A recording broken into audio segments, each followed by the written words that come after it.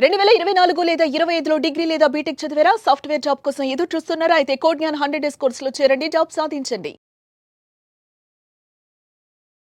నమస్కారం అనిల్ సింగ్ గారు. నమస్తే శిరీష. సార్, లైఫ్ మనని ఎటు టర్న్ చేస్తుందో మనకు తెలియదు. బికాస్ సడన్గా కొన్ని సందర్భాల్లో మనకి బాగుండదు అనుకుంటే మనకు తెలిసిన వాళ్ళు, మన తోబుట్టికి వాళ్ళకు కూడా, లేదంటే మన పిల్లలకో ఇలా ఏదో ఒక ఎమర్జెన్సీ హెల్త్ రిలేటెడ్గా వస్తూ ఉంటుంది. ఆ టైంలో మనకి మనీ లేకపోతే వచ్చే బాధ అంతా ఇంత కాదు. సో అలాంటి ఇన్సిడెంట్స్ రీసెంట్గానే నేను నా ఫ్రెండ్ దగ్గర ఎక్స్పీరియన్స్ అయింది. సో అలాంటి వాళ్ళు ముందు జాగ్రత్తగానే ఫైనాన్షియల్ పరంగా ఎవరైనా కూడా స్టేబుల్గా ఉండాలి అంటే ఏ విధంగా ప్లాన్ చేసుకోవచ్చు అంటారు? సింపుల్ విధానం ఉంటుందండి. ఒక తల్లి తన పిల్లల్ని పెంచాలి అంటే ఎవరి దగ్గర నుంచి ప్రతిదీ నేర్చుకోవాల్సిన అవసరం ఉండదు. తల్లికి తెలుసు పిల్లలకి ఏది మంచిది ఏది కాదు అని చెప్పేసి. సో ఆ విషయానికి వచ్చినప్పుడు తల్లిదండ్రులు ఎప్పుడైతే పిల్లల గురించి అంత ఆలోచిస్తారు కదా, మరి అదే పిల్లలు పెద్దగైన తర్వాత వాళ్ళ తల్లిదండ్రుల గురించి ఏం ఆలోచిస్తున్నారో అన్నదే ఒక ప్రశ్న. ఈ మధ్య మనం చాలా చూసాం, like even government of Telangana also supporting all the senior citizen పేరెంట్స్ని అందరినీ కూడా. సో ఇక్కడ విషయం ఏంటంటే మీ అందరికీ బర్డన్ కాకూడదు మీ పేరెంట్స్, మీకు కూడా మీ లైఫ్ బర్డన్ కాకూడదు, మీ ఫ్యూచర్ చాలా బ్రైట్గా కనపడాలి, ప్లస్ టెన్షన్ అసలే ఉండకూడదు. అందరూ ఏం చేస్తారు శిరీష, ఒకసారి 15 years క్రాస్ అవ్వగానే ఎస్ఎస్సి పాస్ అవుతారు, 17-18లో ఇంటర్మీడియట్, దాని తర్వాత 21 రాగానే గ్రాడ్యుయేట్ అయిపోతారు. సో 20-21 తర్వాత when you turn to be a major, first మీ ఉద్దేశం ఏంటంటే, మీ మోటో ఏంటంటే ఒక ఉద్యోగం సంపాదించాలి. నేను నా ఇంట్లో ఒక సెంటర్ పోల్ లాగా నా ఫ్యామిలీకి సపోర్ట్గా ఉండాలి. మా అమ్మ నాన్నకి కాసంత నేను ఆ సపోర్ట్ ఇచ్చి, ఇమోషనల్గా వాళ్ళు ఎంతో నాకు సపోర్ట్ ఇస్తున్నారు, బట్ ఫైనాన్షియల్గా నేను ఇవ్వాలి కదా, అది నా డ్యూటీ అని చెప్పేసి స్టార్ట్ చేస్తారు. ప్రతి కూతురు కానివ్వండి, కొడుకు కానివ్వండి. కానీ జరిగేది ఇక్కడ ఏంటంటే, జస్ట్ జాబ్ స్టార్ట్ చేస్తారు, 5 ఏళ్ళు గడిచిపోతాయి, పెళ్ళి కూడా అయిపోతుంది, కొడుకుది కూతురుది. పెళ్ళి అయిపోయిన తర్వాత ఇక అవి మళ్ళీ పిల్లలు, హెల్త్ ఇష్యూస్, ప్రాపర్టీ కొనడము, బంగారం కొనడము, సేవింగ్స్ ఎక్కడ ఉన్నాయి? ఇందులో అతి ముఖ్యమైన పాత్ర పోషించేదే మీరు పెట్టే ఇన్వెస్ట్మెంట్స్, మీరు పెట్టే పెట్టుబడి. ఎందుకు అంటే, ప్రతిసారి నాకు ఈ నెల మొత్తం నేను గడవాలి అనుకుంటే ఒక 50,000 రూపాయలు జీతం ఉంది, లేదంటే 1,00,000 రూపాయలు ఇన్కమ్ ఉంది నాకు అనుకుంటే, నేను అందులో నుంచి ఎంత తక్కువ ఖర్చు పెట్టుకుంటే నాకు అంత మిగులుతుందని చెప్పేసి నాకు ఒక ఆశ ఉంటుంది కదండి. సో మరి అలాంటి ఆశ మీకు ఎందుకు పెట్టుకున్నారు? ఎందుకంటే ఎమర్జెన్సీ కోసము, పిల్లలకు జ్వరం రావచ్చు, తల్లిదండ్రులకు ఏదైనా అవసరం పడవచ్చు, మెడికల్ అవసరం పడవచ్చు. అలాంటి సమయంలో నేను నలుగురు ముందు వెళ్ళి ఎందుకు చేయి చాపాలి, నాకు ఒక 1,00,000 రూపాయలు ఇవ్వు, 10 లక్షలు ఇవ్వు అని చెప్పేసి అప్పుల పాలవ్వాలి. ఆ అప్పులన్నీ కూడా తీసుకోకుండా నేను ఒక నలుగురికి నిదర్శనంగా నేనే ఉండాలి అంటే what should I do? I get up early in the morning, నేను పొద్దున్నే లేస్తాను, రెడీ అవుతాను, టైంకి ఆఫీస్కి వెళ్తాను, టైంకి తింటాను, టైంకి తిరిగి వస్తాను. మరి మీరు టైంకి ఇన్వెస్ట్మెంట్ పెడుతున్నారా? Did you question your self that thing? మీరు ఈరోజు కూడా మీరు ప్రశ్నించుకుంటే దానికి ఆన్సర్ దొరుకుతుందో లేదో నాకు తెలియదు, కానీ బట్ నేను మాత్రం మీకు ఒక మంచి సొల్యూషన్ తీసుకొచ్చాను. So go head.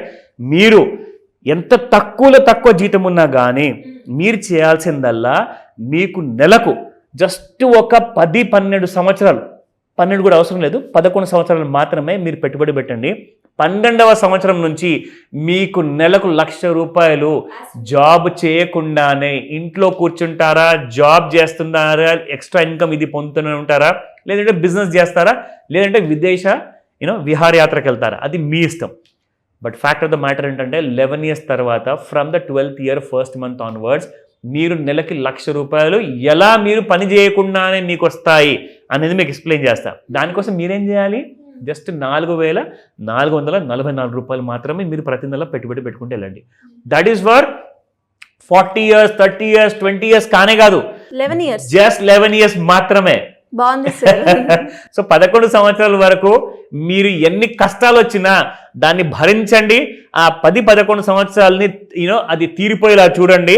ఒక్కసారి 11వ సంవత్సరము 12th month గడిచిందా, 12th year 1st monthలో నుంచి మీ అకౌంట్లో ప్రతి నెల 1,00,000 రూపాయలు. Yes, I will show you how it is possible. Okay, so ఇక్కడ మనం చూసుకుంటే 4,444 రూపాయలు ప్రతి నెల మీరు పెట్టుబడి పెడుతున్నారు. సంవత్సరానికి మీ జీతమో మీ ఇన్కమో ఎలాగో పెరుగుతుంది కాబట్టి దాన్ని పెంచుకుంటూ వెళ్ళండి విత్ 50%. అండ్ మీకు రిటర్న్స్ నేను ఇక్కడ చాలా తక్కువ చెప్పాను శిరీష, ఇక్కడ జస్ట్ 12% మాత్రమే. మీకు నేను చూపించాను కూడా ఇంతకు ముందు చాలా వీడియోస్లో, 30%, 60%, 120% కూడా ప్రతి సంవత్సరం రిటర్న్స్ వచ్చాయి. కానీ మనం ఒకవేళ చాలా తక్కువ కూడా తీసుకున్నా కానీ 12% ఫర్ 11 years కోసము మీకు 1.5 కోటి మిగులుతాయి after the 11th year 12th monthలో. అయితే ఇప్పుడు మీరు ఇక్కడ ఏం చేయాలి అంటే ఆ 1.5 కోటి నుంచి కావాలంటే 50 లక్షల రూపాయలు you take it, me personal use కోసం తీసుకోండి.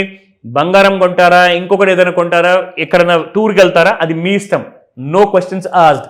బట్ 1 కోటి మీరు తిరిగి ఇన్వెస్ట్మెంట్ చేయాలి as a lump sum amount. So lump sum amount మీరు పెట్టుబడి పెట్టారు 1 కోటి, నెలకు మీకు కావాల్సింది 1,00,000 రూపాయలు. మీకు రిటర్న్స్ అప్రాక్సిమేట్లీ ఇక్కడ 15%, ఎందుకంటే అమౌంట్ పెద్దది కాబట్టి ఈజీగా వర్కౌట్ అవుతుంది బిట్వీన్ 20 to 15%. కానీ మనము 15% యావరేజ్గా తీసుకున్నాము.